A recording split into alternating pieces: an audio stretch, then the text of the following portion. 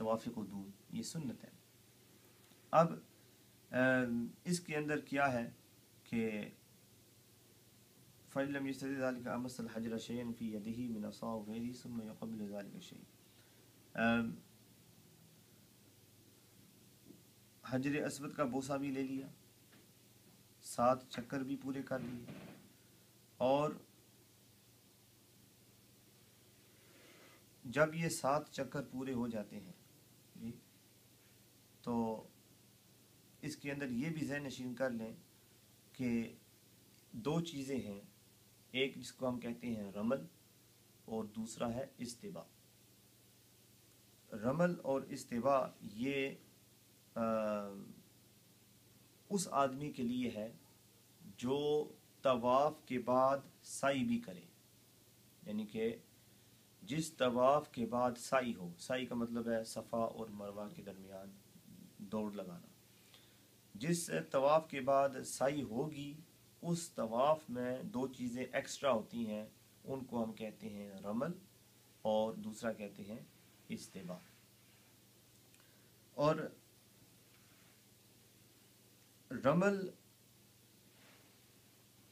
ये ध्यान नशीन कर लें, रमल जो है ये पहले 3 राउंड में होगी जी, रमल पहले 3 राउंड में, और इस्तिबा ये पूरे 7 चक्रों में ये होगा।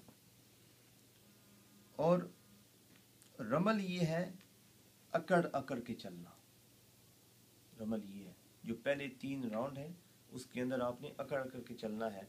ये क्योंकि ये सुन्नत इस तरह है कि जब हुजूर अकरम सल्लल्लाहु अलैहि वसल्लम मक्कातुल मुकर्रमा को फतह फरमाया और वहाँ पर जब मक्कातुल मुकर्रमा में दाखिल हुए, तवाफ़ फरमाने लगे, तो कुफ़ार कहने लगे इनमें ये हिम्मत नहीं है, मुसलमानों में कोई हिम्मत नहीं है, ये 7 चक्कर पूरे नहीं कर सकेंगे, गिर जाएंगे या जो भी हो जाएगा।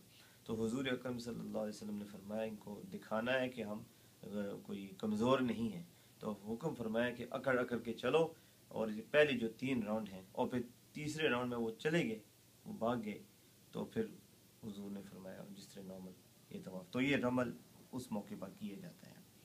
और फिर दूसरा इस्तिबा है। इस्तिबा ये है कि आपने वो जो चादर जो आपने की हुई है, आपने अपने जो जो लेफ़्ट वाला कंधा है इसको नंगे रखना है और चादर नीचे से ऊपर की तरफ लेके जाना है, तो ये 7 चक्कर में ये ऐसे होता है। ठीक है जी।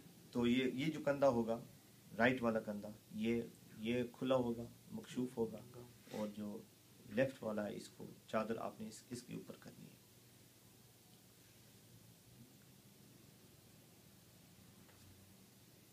जब आपने 7 चक्कर काट लिए तवाफ़ के,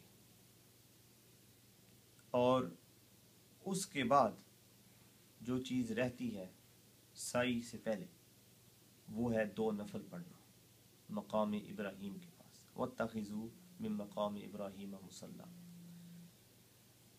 अब मकाम इब्राहीम वैसे तो जब आप देखते हैं वो जगह है जो वो पत्थर जो जिस पर सैयदना इब्राहीम अलैहिस्सलाम वहाँ पर खड़े हुए और काबतुल्लाह की तामीर की, लेकिन जब हुजूम ज़्यादा हो जाता है, कसरत के साथ लोग ये शामिल हो गए, तो फिर मुश्किल हो जाता है वहाँ पर बेआईनी ही उसी जगह नफल पढ़ना, मकाम इब्राहीम के पास या मकाम इब्राहीम से पीछे जी।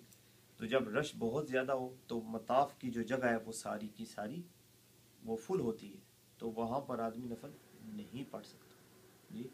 इंतज़ामिया वहाँ पर भी मना करती है, लेकिन कुछ लोग ज़्यादा इसरार करते हैं और कि उनको ऐसा नहीं करना चाहिए। तो बेहतर ये है कि आपको जहाँ भी मस्जिद में जगह मिल जाए वहाँ आप नमाज वो 2 रकत हैं उनको अदा कर लें। अब एक मसला ये भी ज़हन नशीन कर जो 3 औकात हैं उनसे भी मना किया जाए, यानी कि अगर मकरू वक़्त आ गया है तो मकरू वक़्त के अंदर आपने वो नफल अदा नहीं करने, बल्कि उसके बाद आपने अदा करने हैं।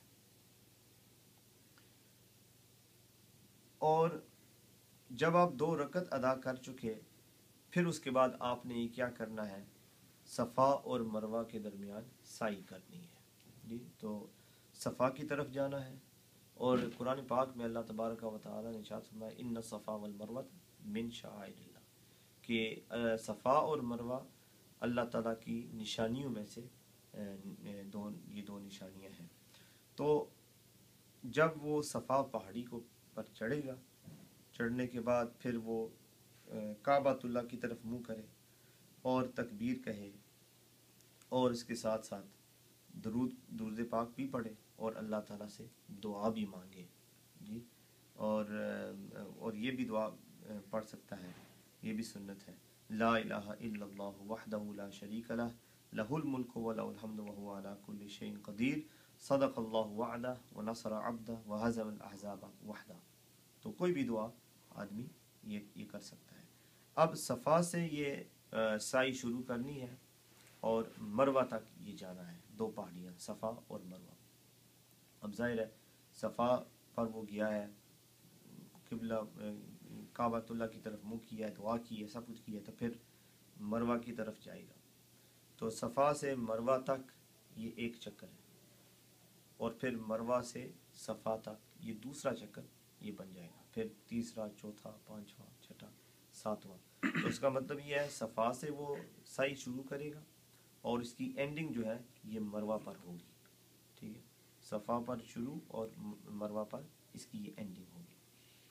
اور یہ ذہن نشین کر لیں کہ یہاں مکمل طور پر دوڑنا نہیں ہے، بلکہ کچھ سفر اس کا یہاں سے یہ چلنا ہی ہے، لیکن درمیان میں جہاں اسپیشلی جو گرین ٹیوبز ہوتی ہیں وہاں پر، ان دو گرین ٹیوبز کے درمیان آہستہ آہستہ تھوڑا تھوڑا دوڑنا بھی ہے.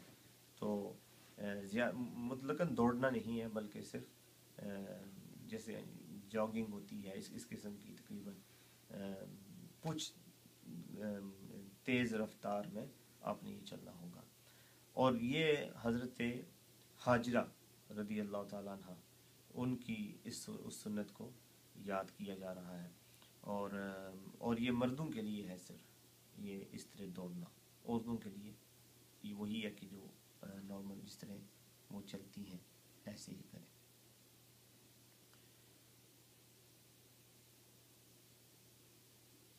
اب یہ عمرہ جو ہے یہ پورا ہو جاتا ہے. اب اس کے اندر ایک چیز رہ گئی ہے، اس کو ہم کہتے ہیں حلق، یعنی کہ بال منڈوانا.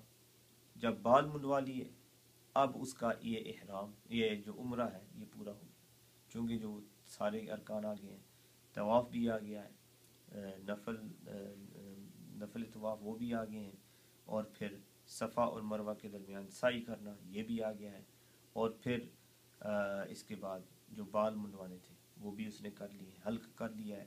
تو لہٰذا اب وہ اپنی احرام والی چادروں سے باہر آ سکتا ہے. ظاہر اگر یہاں سے تمتع کے ارادے سے گیا ہے، عمرہ اس کا پورا ہو گیا ہے، اب اپنے نارمل کپڑوں کے اندر آ گیا ہے، اب وہ کیا کرے، اب وہ نمازوں کی پابندی کرے، ذکر و اذکار کرے، کثرت سے طواف کرے، چونکہ طواف ایک ایسی عبادت ہے جو صرف وہاں مکہ المکرمہ میں ہی ادا کی جا سکتی ہے، جو کسی دوسری جگہ میں نہیں ادا کی جا سکتی.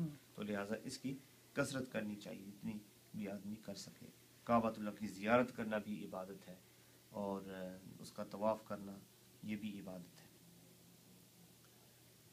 اچھا جی،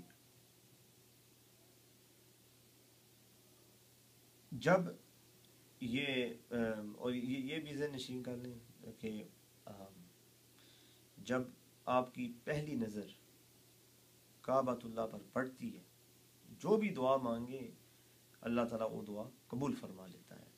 تو ایسے موقع پر کون سی دعا کرنی چاہیے جی؟